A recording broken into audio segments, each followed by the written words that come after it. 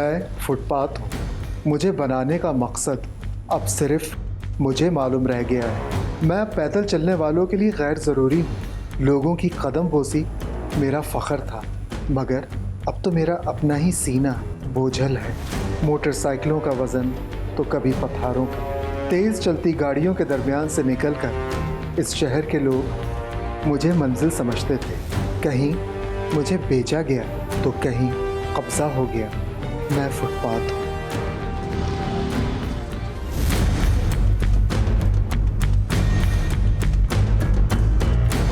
2020 की मरदमशुमारी के मुताबिक कराची की आबादी 1,60,93,786 है।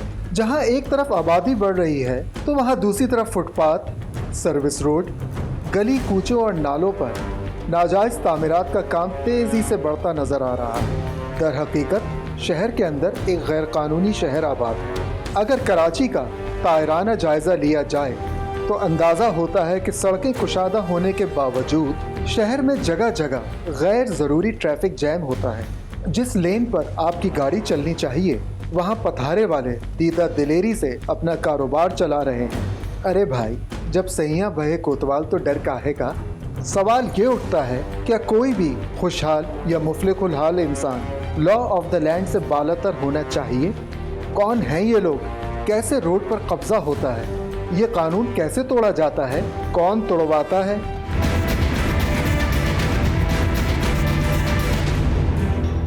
फुटपाथ पर आराम से घूम सकते हैं, चल सकते हैं। स्टॉल इतने लगे हुए हैं जिनके, अच्छा देखिए, जो पाकिस्तान ये वाहिद मुल्क ऐसा है जिसमें कोई भी अपनी मर्जी से कहीं पे भी स्टॉल लगा सकता है।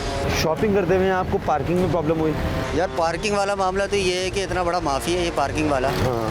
जो चल रहा है, ठीक है, जो नहीं होना चाहिए। अच्छा, 20 सड़क पे ये जो फ्रूट वाले सब्जी वाले खड़े होते हैं, इसके ऐसे एक्सीडेंट होते हैं? सर बेसिकली अगर मैं अभी आपकी बात बोलूँ, रिसेंटली मैंने ये जीना वाला रोड है इमरजेंसी का, अब मैंने सारे टीए वालों को गालियाँ बकी और मारा भी है। क्यों? इस वजह से मारा कि इमरजेंसी रोड है और इमरजेंसी रोड के ऊपर उन्होंने 20 रोड के ऊपर उन्होंने ठीए खड़े किए में अपने सब्जियों वालों ने। वहाँ से इमरजेंसी रोड है, खुदा ना उसने इतना सा नन्ना सा बच्चा ऑक्सीजन लगा हुआ उसके और रास्ता नहीं दे रहे। इनके वजह से ऐसे इंसानियत नाम की चीज़ ही मर गई है। ये बताएं, फुटपाथ पे चलने में प्रॉब्लम होती है आपको? बिल्कुल है, आपके सामने। वजह क्या है? वजह ये है डिसिप्लिन नहीं है हमारे। सब ये लोगों ने रोड सड़कों पे अपने कारोबार शुरू किए हैं। ये तो बिल्कुल आप सही करें, लेकिन इसके अलावा जगह भी तो नहीं है, कहाँ कारोबार करेंगे लोग, आप खुद बताएं।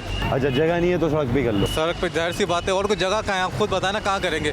पूरी दुनिया में फुटपाथ जो है वो चलने के लिए होता है, लेकिन यहाँ बदकिस्मती से फुटपाथ यहाँ पर है या कोई रश वाले कई जगह हैं वहाँ पर तो देखो वहाँ पर बिल्कुल ही जगह नहीं है वो, और उसमें फिर वो प्राइवेट जो पैदल सफ़र करने वाला है वो कहाँ जाएगा? जो फुटपाथ बनी हुई है जी, उस पर आराम से वॉक कर सकते हो? नहीं। क्यों? ये देख लें आप, ये वजह है? ये वजह भी है। बाकी दुकान होटलों के बाहर कुर्सियाँ हैं, ठीक है, और ऐसे जो शॉप्स हैं उनके बाहर ये लगे हुए हैं, शर्टें लटकी हुई है, वो जूस वाला, चिप्स वाला, बर्गर वाला, उसकी कुर्सियाँ। पूरे कराची में लोग दुकान खोलते ही इसी भरोसे हैं कि कुर्सियाँ बाहर रखेंगे। अच्छा, आपके घर के पास भी जितनी फुटपाथ हैं उन पे कब्जा हुआ है या खाली हैं? बिल्कुल कब्जा हुआ है। घर के बाहर भी, गली मोहल्ले में जहाँ काम करते हैं वहाँ भी जगह जगह होटलें खुली हुई हैं। इसके अलावा जगह जगह हम देखते हैं कि केबिन रखे हुए हैं। केबिन, टेबलें, कुर्सियों को उठाने आता है? कोई उठाने नहीं आता, बल्कि कुछ लोग आते हैं भत्ता लेने के लिए। कराची तो एक सबसे बड़ा मसला बन गया है मेरे भाई, क्योंकि इसकी तरफ किसी की तवज्जो ही नहीं है। हर बंदा बस अपनी उसमें लगा हुआ है। लोग रिलैक्स होके चल पा रहे हैं फुटपाथ पे? नहीं, फुटपाथ वगैरह तो वाकई ख़राब है। हाँ। ना रोड सही है यहाँ के। पुलिस वाले हो गए, डीएनसी हो गए, केएमसी हो गया, ये सबसे तो होती है, पूरी कराची में लेते हैं। कितने पैसे लेके जाते हैं? हेड मोवर का अपना होता है और 2 फूलों वाले का अपना होता है, 1 फूल वाले का अपना होता है, वो हफ्ते में रखा हुआ है। केएमसी, डीएमसी का अलग होता है। तकरीबन सबको मिला के रोज़ाना 1000-1500 से जाता ही जाता है। हटाने वक्त कभी कभार केएमसी वाले आ जाते हैं। फिर कैसे वापस जाते हैं वो? हटा देते हैं, बाद में आ जाते हैं। रोज़ाना बैठने के लेते हैं कभी कभार? कभी कभार ले लिया, किसी ने तो कोई फ़र्क थोड़ी पड़ता है यार। फुटपाथ पे क्यों नहीं चल रहे? फुटपाथ पे? हाँ, आते हम लोगों की दुकान है। अच्छा, ऐसे सुधर नहीं चल सकते? नहीं चल। आप दुकानदार हैं? दुकानदार। लॉ ऑफ द लैंड जो भी कहता हो, लेकिन वो इदारे जो लॉ ऑफ द लैंड पर अमल दरामद कराने के जिम्मेदार हैं, शायद वो सो रहे हैं। आइए अब हम आपको दिखाते हैं कि एंटी इंक्रोचमेंट ड्राइव कैसे होती है। एंटी इंक्रोचमेंट की टीम हमारे साथ है, हम उनके साथ साउथ की तरफ जा रहे हैं। वहाँ देखते हैं कि कौन सी ऐसी जगह है जहाँ पर लोगों ने गैर कानूनी तौर पर अपनी चीज़ें बाहर रखी हैं। अब देखते हैं वो कार्रवाई किस तरह करते हैं, कार्रवाई कितनी देर में होती है, लोगों का वहाँ क्या रद्द-ए-अमल होता है। जितनी भी चीज़ें वहाँ पर होती हैं, मराहिल जो भी होते हैं, हम आपको कैमरे में महफूज करके दिखाते रहेंगे।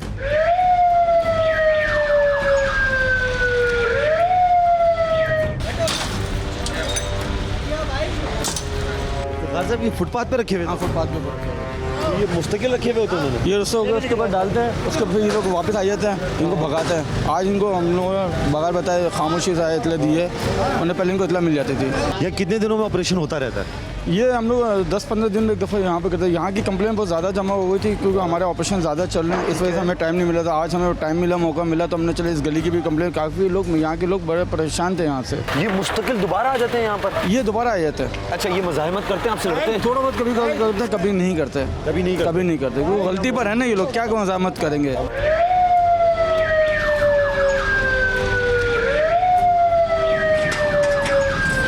ये लोग 20 सड़क पे अपनी मर्जी से आ जाते हैं? असल में हमारी जो है रोज़ के बुनियाद पे प्रैक्टिस रहती है इनको यहाँ से हटाने के लिए, लेकिन क्योंकि बाय बर्थ ये लोग जो हैं वो रिहायशी यहीं के हैं ज़्यादा, रिहायशी यहीं के हैं। तो अभी हमने जो कार्रवाई की है केला गली और फ्रूट गली में, तो गोदाम है और रिहायश उनकी इनके घरों के ऊपर ही है ना। ठीक है। तो अब वो ये समझते हैं कि वो एक बार हमने जो है काम किया शायद ये दोबारा नहीं आएंगे, तो ये रोज़ाना की बुनियाद पे हम प्रोग्राम करते हैं, लेके जाते हैं, लेकिन ये समझते हैं कि शायद ये दोबारा नहीं आएंगे। तो और इंशाल्लाह ताला यही जो हमारी प्रैक्टिस है डेली बेसिस पे मुख्तलिफ इलाकों पे चलती रहती है।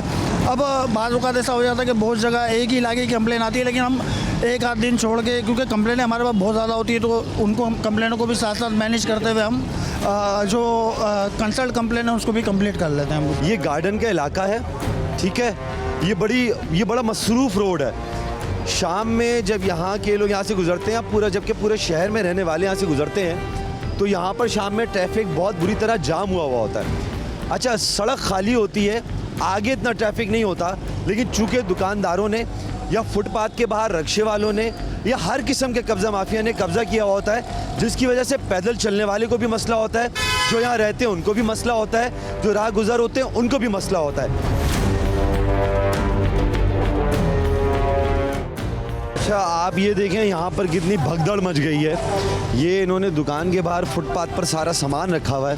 एक अजीब ये चीज़ें ये आम दिनों में अंदर भी रख सकते हैं, अपनी दुकान में भी रख सकते हैं, लेकिन रखना नहीं है। आवाम के लिए मुश्किलात तो पैदा करनी है।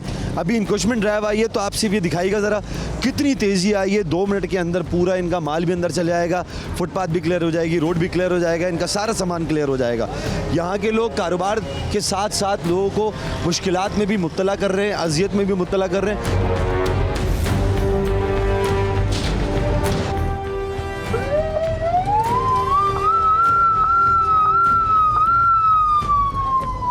थाने में ले जाओ, थाने में ले जाओ, थाने में ले जाओ।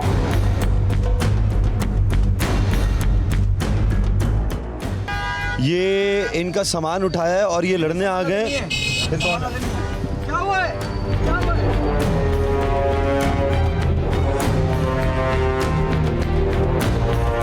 देखो सरकारी मामला तो थोड़ा दूर है भाई, हम दूर हैं, हमने कुछ नहीं किया। वो आगे आएगा सो चमाट मारा, मैं छोड़ूंगा क्या? मेरे भाई को मारेगा।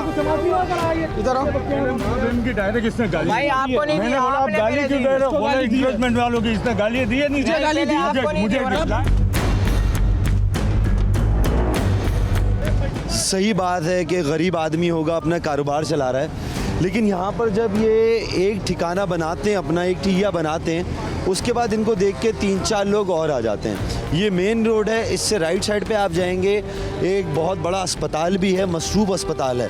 यहाँ पर अक्सर एम्बुलेंस भी फंस जाती हैं, ट्रैफिक भी जाम हो जाता है, तो बज़ाहिर ऐसा लगता है कि इनका कारोबार तबाह हो रहा है, लेकिन ये इस सड़क पे लोगों का हक है, इस सड़क पर जो गुज़रने वाले लोग हैं उनका हक है।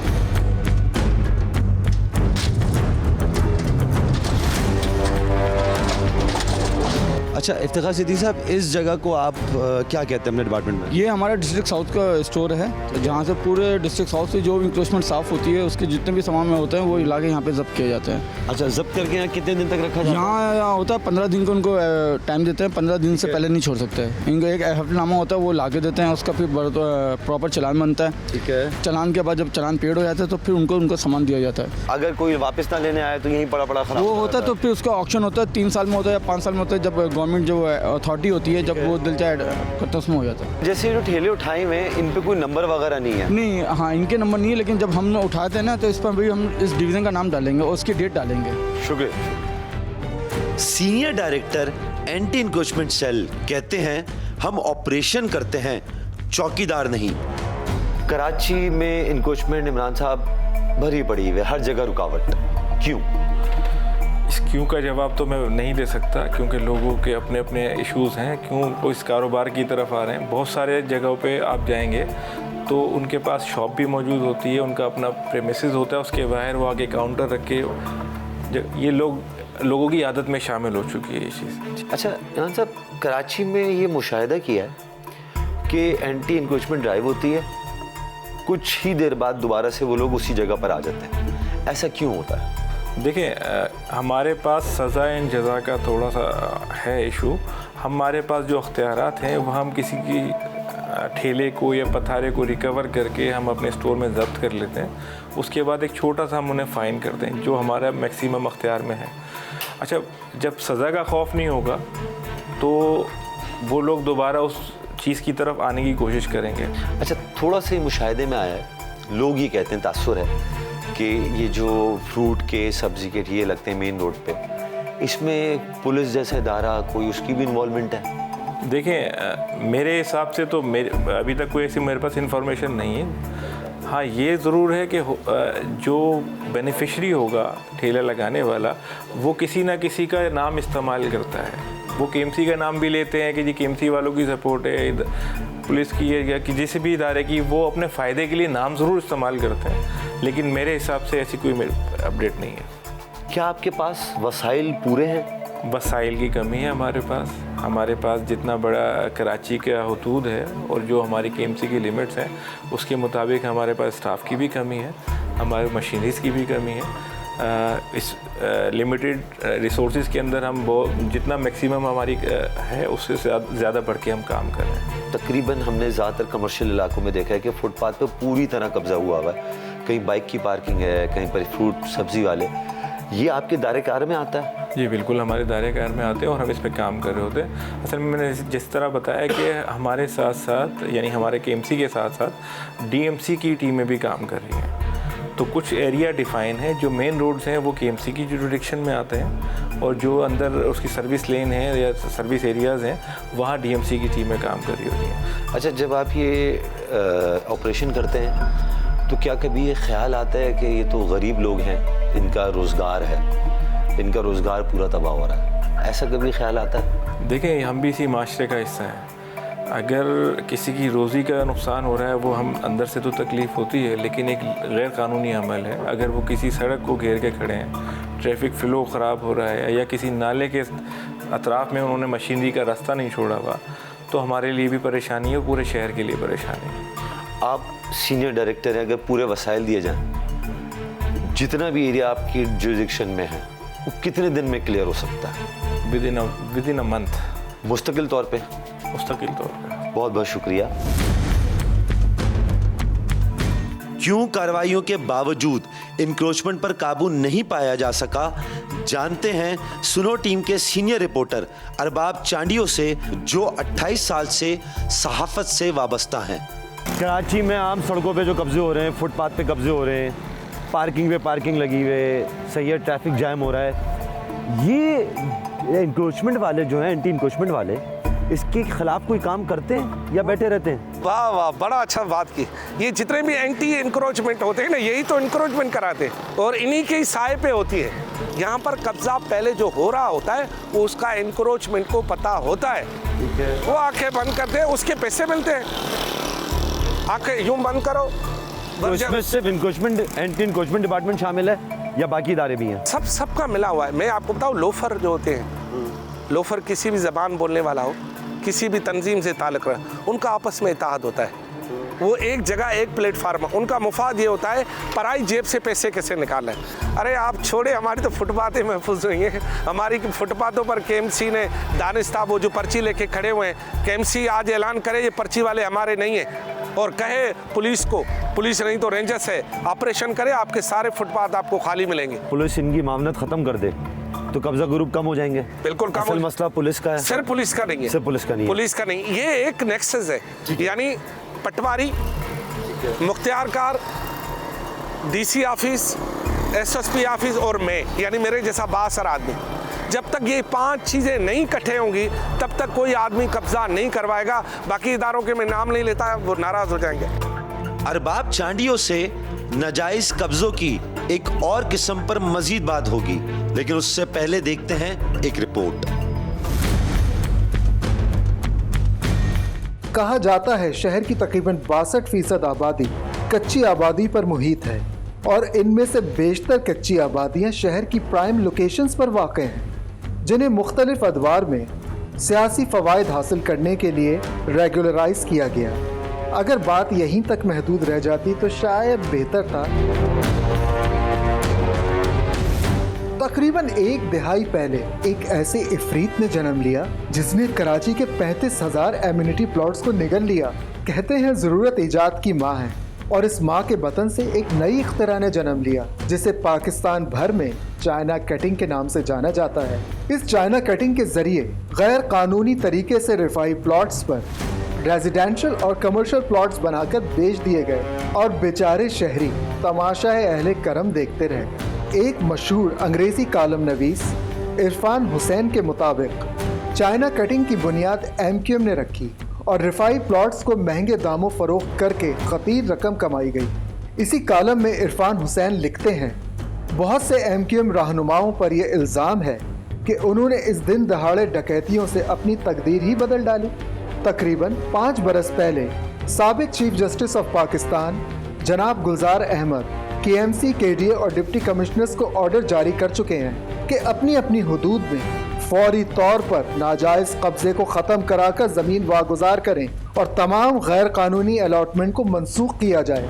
मगर अदालत के हुक्म पर आज तक अमल दरामद नहीं हो सका। कराची में चाइना कटिंग कब शुरू हुई और किसने शुरू की, हम सियासी जमातों का मौक़िफ़ भी आपको दिखाएंगे। अदालती फैसलों पर अमल दरामद क्यों नहीं हो सका, जानते हैं जमात इस्लामी के नुमाइंदे से। कराची जैसे शहर में एक और गैर कानूनी शहर आबाद है, कब्ज़ा ही कब्ज़ा।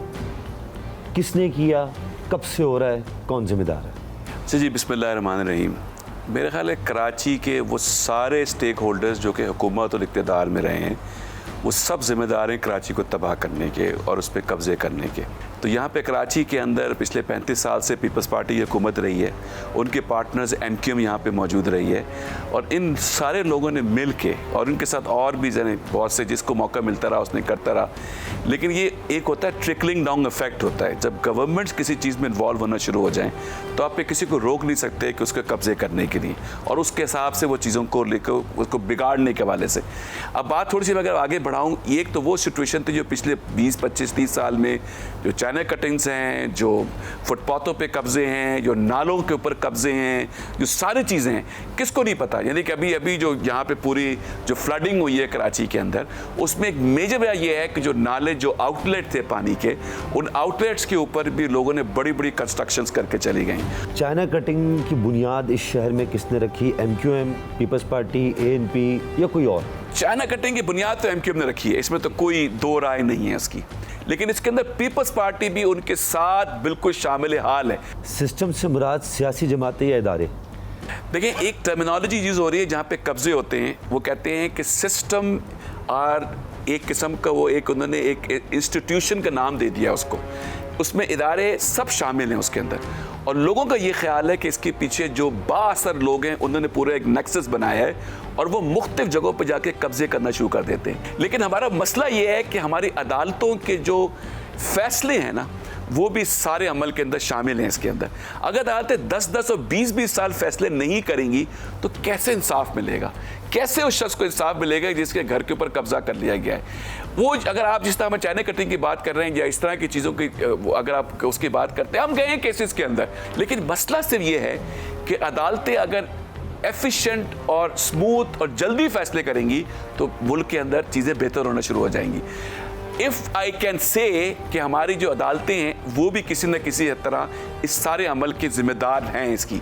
अगर वो फैसले सही कर दें और ज़िम्मेदार को ज़िम्मेदार ठहरा दें और उसके ऊपर अमल होना शुरू हो जाए तो कैसे मुमकिन है कि यहाँ पर ये सब कुछ हो सके। बहुत बहुत शुक्रिया सैयद कुतुब साहब। हम जमात इस्लामी के ऑफिस में मौजूद थे। चाइना कटिंग हो, कब्ज़े हो, इदारे जितने मुलविस हों, जमात इस्लामी के नुमाइंदे सैयद कुतुब साहब ने बड़ी खुल के हमसे बात की है। अब फैसला ये करना है कि कौन कब्ज़े छुड़ाएगा, कौन कराची वालों को उनका हक दिलवाएगा।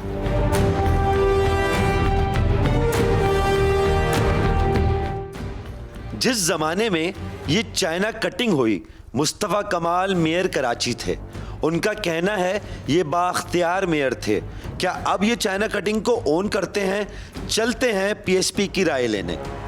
2013 में एमक्यूएम के साबिक कायद उन्होंने कहा कि अनीस कायम खानी चाइना कटिंग का जिम्मेदार है। अनीस कायम खानी अभी आपकी पार्टी में एक बहुत अहम पोजीशन पे है, तो क्या उस वक्त वो एमक्यूएम के साबिक कायद ने गलत कहा था या अनीस कायम खानी ने फिर चाइना कटिंग छोड़ दी? अगर आपको याद हो कि इस पार्टी का निज़ाम, जिस पार्टी का आप हवाला दे रहे हैं, जिनके कायद का आप हवाला दे रहे हैं, वो निज़ाम ऐसा था कि आपको याद होगा कि साल गालिबन 2008-9 में उन्होंने एक तकरीर की थी, शायद समवॉट लेटर, कि एक तालिबानाइजेशन इस शहर में हो रही है। जिस वक्त मुझ समेत बहुत सारे लोगों ने इस चीज़ का मजाक उड़ाया कि भाई तालिबानाइजेशन क्या चीज़ है कराची जैसे शहर में, और फिर ये वक्त ने साबित किया कि हाँ भाई तालिबानाइजेशन हो रही थी। खुद पख्तून फैमिलीज़ के घर पर लोगों के घरों में पर्चियाँ आ रही थी TTP के नाम से और डिफरेंट। तो ये मेरा बात कहने का मकसद ये है कि जिस लीडर को या जिस कायद को इतनी इन्फॉर्मेशन है जितनी मुझे आपको शहर में रहते हुए नहीं, तो उसे इन्फॉर्मेशन नहीं कि कहाँ पर क्या चीज़ मिसहैप हो रही थी। अच्छाई या बुराई ऊपर से आती है। अगर मैं being a leader of the party अगर नाजायज़ नहीं कर रहा तो ऐसा हो ही नहीं सकता कि मेरे नीचे वाला बैठ के मेरी नाक के नीचे नाजायज़ कर ले। हाँ, अगर मैं खुद किसी से पैसों का मुतालबा करूँ तो येस मैं बोलने की पोजीशन में नहीं हूँ। दूसरी बात, अगर आप सिर्फ स्पेसिफिकली अनीस कायम खानी को लेकर बात करें तो देखें ये इस वक्त ये शहर हर किस्म के खौफ से आज़ाद है। यहाँ पर नैब प्रॉपर्ली वर्क कर रहा है। यहाँ पर जितनी आपकी एंटी करप्शन के हवाले से जो इदारे हैं वो सब काम करें, तो they are free to explore. अगर उनको कोई चीज़ अनीस कायम खानी भाई से रिलेटेड लेती है तो मैं आपको फिर कह रहा हूँ, we are not going to intervene as a political party. हम इस पर बहुत क्लियर हैं कि अगर कोई किसी चीज़ से रिलेटेड, लेकिन व्हाट इफ अगर ये सिर्फ हमेशा की तरह एक मीडिया ट्रायल हो जिससे शायद उस वक्त की जमात गुजरती रही, उसी की तरह का एक मीडिया ट्रायल हो, तो फिर इसकी माफ़ी कौन मांगेगा? इसके पीछे कौन इंटरवीन करेगा? कराची में चाइना कटिंग बहुत ज़्यादा है, इसका जिम्मेदार आप किसको करार देते हैं? देखिए, मैं तो आप चाइना कटिंग को बिल्कुल मैं समझता हूँ कि जो इदारे जिनका ये काम था इसको इंश्योर करना कि इस तरह की चीज़ें ना हो, वो है सिंध बिल्डिंग कंट्रोल अथॉरिटी। हम इसे बिल्कुल, अगर आप मुझसे पूछें कि नेम आप एक इदारे का या एक किसी का नाम लें तो मैं सिंध बिल्डिंग कंट्रोल अथॉरिटी का नाम लूँ। अब्दुल्ला भाई, हम और आप इसी शहर में रहे, हमने ये देखा है कि इस शहर में कभी टप्पी सिस्टम, कभी यूनिस मेमन सिस्टम, कभी कनासरो सिस्टम के नाम से चीज़ें चलती रहीं, और यहाँ पर एक 80 गज के प्लॉट के ऊपर 10-10, 12-12 मरले तैयार कर दिए गए। तो मैं तो बल्कि आपके इस प्रोग्राम के तवज्जो से आज एक और बात कहना चाहता हूं कि आपके सामने एक चीफ जस्टिस साहब का यहां से गुजरे जिन्होंने नस्ला टावर के ऊपर बहुत एक्स्ट्रा परफॉर्म किया, और वो इस बात पर बिल्कुल बजिद रहे कि भाई इसको गिरना चाहिए। काश वो इस बात पर बजिद होते कि नस्ला टावर की जगह सिंध बिल्डिंग कंट्रोल अथॉरिटी का दफ्तर गिरे। 2018 से महमूदाबाद के हवाले से केस चल रहा है मुस्तफा कमाल साहब पे, जो आपके पार्टी चेयरमैन, वो भी चाइना कटिंग का कहा जाता है। उस हवाले से आप क्या कहेंगे? देखिए, आपका बहुत अच्छा और रेलेवेंट क्वेश्चन है ये। मैं इसको थोड़ा सा इस केस को के सियाको सबाक के हवाले से आपको थोड़ा सा आगाह करूं कि देखिए, इसका बैकग्राउंड ये था कि एक तो वो वाटर ट्रीटमेंट प्लांट की ज़मीन है। उस वक्त सबसे पहले तो मैं इसको यहीं पे किक आउट कर दूं इस क्वेश्चन को कि उस वक्त के मेयर के पास ये इख्तियार ही नहीं था कि वो किसी को ज़मीन अलॉट कर सके बाय लॉज। ये मैं आपको कॉन्स्टिट्यूशन बता रहा हूँ, वो नहीं करा। अब आते हैं दूसरी तरफ कि वो जो लोग वहाँ पर आए वो कौन थे, वो कहाँ से आए लोग। आपको याद है कि प्रीडी स्ट्रीट नाम की एक चीज़ है जो मुस्तफ़ा कमाल भाई ने बनाई। ये वो जगह है जो आपको इस शहर को बिजनेस हब से कनेक्ट किया गया। ये शहर बिजनेस हब से कनेक्टेड नहीं था डायरेक्टली, तो वहां की फैमिलीज उठाकर एक जगह पर वो नहीं, और वो डायरेक्टली ट्रीटमेंट प्लांट की जमीन भी नहीं है। मेक यू वेरी क्लियर कि वो जो जितना वो एकड़ का रकबा है वो ट्रीटमेंट प्लांट की जमीन भी नहीं है, वो किसी वक्त एलोकेट ही होनी थी। अच्छा, और दूसरी बात, लेट से हम मान लेते हैं कि भाई वहां पर अगर हमने कोई इस तरह का किया कि भाई वो लोग आकर बैठ गए और चीजें हो गई, उन लोगों के एलोकेशन तो फिर हमारे दौर में नहीं हुई, वो तो फिर उसके बाद पाकिस्तान पीपल्स पार्टी के लेट से अगर हम इसको मफरूजे को मान भी लें कि भाई हमने कोई गलत काम कर दिया था, तो एक तो हमारे पास के दो हल हैं। हैं कि हमारे बाद की जो हुकूमत आई थी वो उसको वापस से सही करती, उनको एलोकेट ना करती। हमने उन्हें सिर्फ शिफ्ट अगर कराया भी तो उन्हें अलॉटमेंट नहीं दी, लेकिन अलॉटमेंट तो बात की हुकूमत ने दी, एक बात। और दूसरी बात, अगर ये बहुत गलत काम किया तो फिर हम बड़ी इस पर माजरत खाएं, हम उन लोगों को उठा के वापस प्रीडी स्ट्रीट पर बिठा देते ले जाकर, और उसके बाद देख लेते कि फिर कराची की जो हब है और डायनामिक्स है वो किस तरह चलती हैं। अच्छा सफान साहब, कराची में चाइना कटिंग का जिम्मेदार आप किसको करार देते हैं, MQM, ANP या पीपल्स पार्टी? मैं इसमें बिल्कुल बबांगे दौल में कहता हूं कि अगर आप उसको नंबरिंग वाइज कहेंगे तो यस, पाकिस्तान पीपल्स पार्टी, जिसके पास इदारे हैं, जिसके पास पुलिस है, जिसके पास पूरा निज़ाम है। देखिए, गलत करने वाला गलत शायद होगा, लेकिन गलती को रोकने वाला जो जिसका इख्तियार है कि उस गलत को रोके, वो ज़्यादा गलती पर मौजूद है। तो आपके पास आज से 13 साल के अंदर एक जमात काबिज है इस शहर के ऊपर, इस सूबे के ऊपर, उसका नाम है पाकिस्तान पीपल्स पार्टी।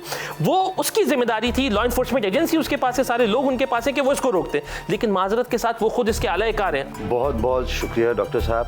हमारे साथ PSP के रहनुमा डॉक्टर सफ़ान मलिक मौजूद थे, जो हमें PSP की राय से आगाह कर रहे थे। PSP कराची की दावेदार जमात है और PSP में जो लोग मौजूद हैं वो पहले माजी में MQM का हिस्सा रह चुके हैं, और हमने यहाँ पर PSP के रहनुमा से चाइना कटिंग के हवाले से जितने सवालात मुमकिन थे वो उनसे पूछे और उन्होंने अपने मौक़िफ़ से हमें आगाह किया। कराची में होने वाले कब्जों पर हम मजीद बात करेंगे।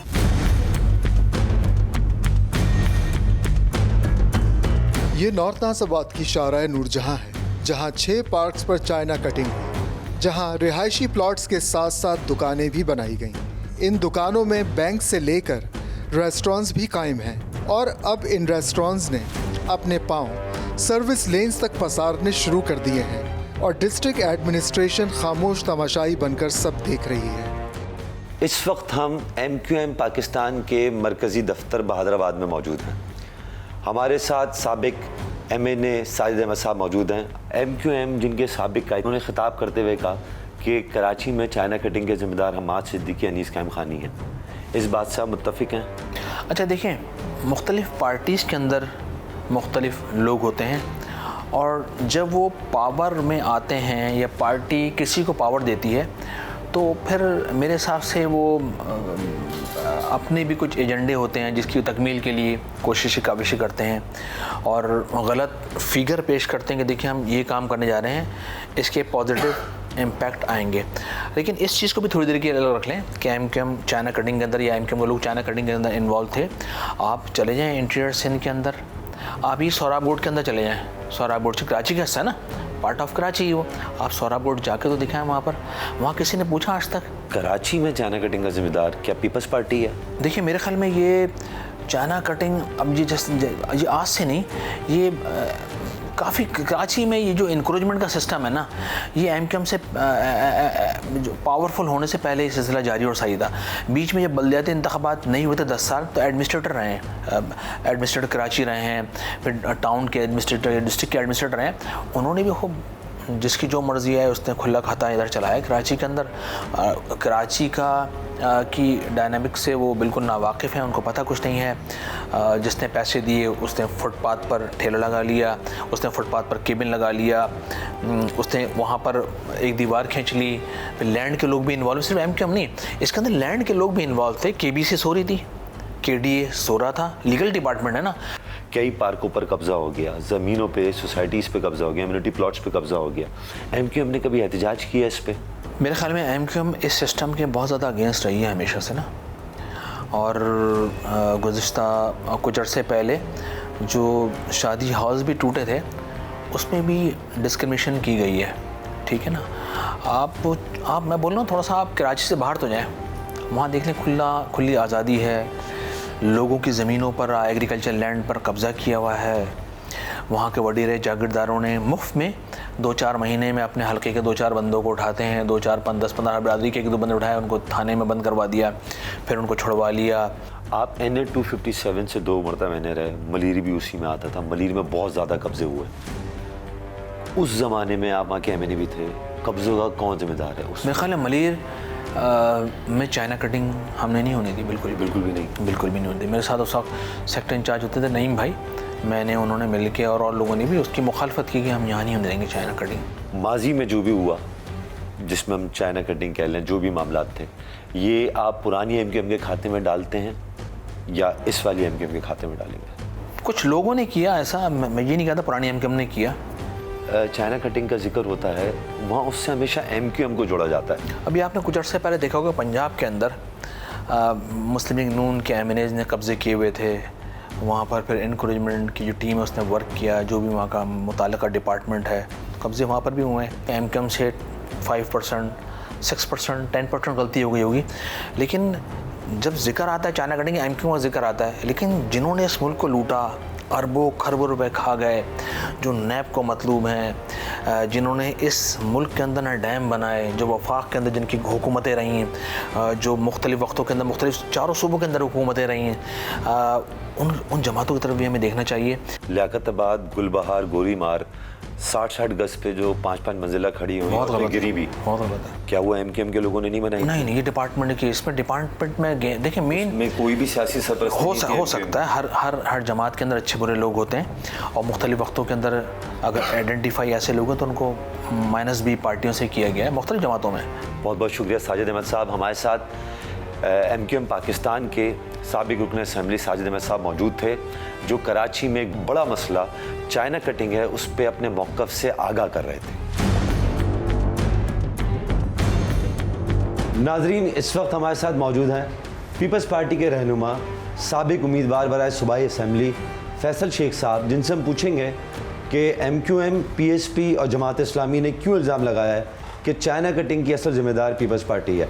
आप पर हर सियासी जमात ने इल्ज़ाम लगाया कि चाइना कटिंग के ज़िम्मेदार पीपल्स पार्टी है, क्यों? बात यह है कि पाकिस्तान पीपल्स पार्टी इस वक्त कराची की एक उभरती हुई और बहुत तेज़ी से तरक्की करती हुई जमात है। जितनी भी जो कराची की तीनों जमातें हैं जो स्टेक होल्डर अपने आप को दावा करती हैं, तो उन्होंने ये तमाम इल्ज़ाम पीपल्स पार्टी पर डाला। ऐसा कैसे मुमकिन है कि चाइना कटिंग का नाम 2008 तक लोगों के जहनों में आ चुका था और वो उसका बोझ पीपल्स पार्टी उठाए। इंक्रोचमेंट के हवाले से मैं आपको बताऊं कि पाकिस्तान पीपल्स पार्टी ने जब इक़्तिदार संभाला, आप देख सकते हैं कि एम्प्रेस मार्केट की जो अब मौजूदा सूरत हाल है, मैं आपको बताऊं, ये ज़िला बस्ती के अंदर शफीक मोड़ के ऊपर अपना नमक बैंक है, यहाँ पे बफर जोन के अंदर, और ये बहुत पुरानी को 50-60 साल से यहाँ पे कच्ची आबादियों के नाम पर लोगों ने कब्ज़े किए हुए थे। मुजाहिद कॉलोनी जिसे हम बोलते हैं, नाज़माबाद नंबर 4 की बैक साइड पे, वो सब रिमूव कराया है। जो लोग हम पे इल्ज़ाम तराशी कर रहे हैं उनको यही ख़तरा रहता है कि सारा क्रेडिट पीपल्स पार्टी को जा रहा है, तो किसी न किसी तरह पीपल्स पार्टी को टारगेट किया जाए, और बिल्कुल बेसरोपा इल्ज़ाम है। आप कराची के बच्चे से पूछेंगे, वो आपको बताएंगे कि चाइना कटिंग और ये पार्कों पे, एमिनिटी प्लाट्स के ऊपर जो कब्जे किए हैं, किसने किए हैं। सर, 2008 के बाद पीपल्स पार्टी की हुकूमत थी, सरबराह जमात सिंध की, क्या ये कब्जे छुड़ा नहीं सकते थे? देखें, बात ये आपको मैं बताऊं, केस जो है कि कोर्ट के अंदर चल रहा है, तो कोर्ट को डिसाइड करना चाहिए कि उसको इम्प्लीमेंट कराए। नस्ला टावर के ऊपर सब एक हो सकते हैं, तो ये चाइना कटिंग के ऊपर जो प्ले ग्राउंड्स और जो हमारे एमिनिटीज़ जितनी भी उस पर लोगों को आबादी की, उस पर भी सब एक पेज पे आ सकते हैं। अच्छा सर, आप चाइना कटिंग का जिम्मेदार किसको समझते हैं? देखिए, चाइना कटिंग का जिम्मेदार मैं उनको समझता हूँ जो उस वक्त के हाकिम थे, जो उस वक्त के करते धरते थे, जिन्होंने इस लोगों को बसाया, जिनके दौर के अंदर जिन्होंने उसको ओनरशिप ली कि हमने कराया है, और वहाँ पे जिन एक मखसूस जमात के लोगों को ही शोहदा के नाम पर या वर्कर के नाम पर उनको प्लॉट्स दिए गए, पूरा कराची जानता है। एमक्यूएम थी उस वक्त। एग्जैक्टली ऐसा ही, और एक पीएसपी एमक्यूएम जब एक ही थी। बहुत बहुत शुक्रिया। हम यहाँ पर पीपल्स पार्टी से मौक़िफ़ ले रहे थे चाइना कटिंग के हवाले से, इनक्रोचमेंट के हवाले से, और पीपल्स पार्टी का मौक़िफ़ ये है कि अदालतों के अहकामात पर अमल दरामद क्यों नहीं होता। जिन्होंने चाइना कटिंग शुरू की थी उनसे पूछा जाए, जिन्होंने शहर पर कब्ज़ा किया है उनसे पूछा जाए। जिस ज़माने में ये चाइना कटिंग हो रही थी, रिपोर्टर्स क्या रिपोर्ट कर रहे थे, आइए अरबाब चांडियों से जानते हैं। चाइना कटिंग की बुनियाद किसने डाली है? एमक्यूएम के दौर में। एमक्यूएम के दौर में? जी, एमक्यूएम का कोई भी रहनुमा इससे डिनाई करे, मैं उसके साथ सुनो टीवी पे मुज़ाकरा करने के लिए तैयार हूँ। एमक्यूएम के साथ कोई और सियासी जमात भी शामिल थी, खाली एमक्यूएम थी? एमक्यूएम के साथ सब वो लोग थे जो कि इस तरह की ज़हनियत रखते हैं। ज़हनियत के लिए दाढ़ी मूछें रखने की ज़रूरत नहीं है, उसके लिए ज़हनियत ही चाहिए। वो एक मकरू चेहरे हैं जो सरकारी ज़मीनों पर, लोगों की ज़मीनों पर कब्ज़ा करते हैं। अरबाब चांडियों साहब, बहुत बहुत शुक्रिया, आपने अपने वसी तजर्बे से आगाह किया। आज हमारे चंद सवालात हैं। क्या गुर्बत किसी भी कानून को तोड़ने का जवाज़ है? फुटपाथ पर कब्जा, तजावुज़ात की वजह से ट्रैफिक में खलल, कराची में 35,000 प्लॉटों पर गबन, किसने कब्जा किया? पैसा कहाँ गया? कौन जिम्मेदार है? वो कौन से इदारे थे जिनको सुप्रीम कोर्ट के फैसलों पर अमल दरामद करानी थी? लेकिन हमने इस हवाले से कराची के स्टेक होल्डर से भी बात की, हमें जवाबात मिले, राय मिली, लेकिन किसी को ज़मीन वापस ना मिली। इसी के साथ अपने मेज़बान अब्दुल्ला जमाल को दीजिए इजाज़त। अगले हफ्ते सरे आईना में दोबारा हाजिर होंगे। फ़ी अमान अल्लाह।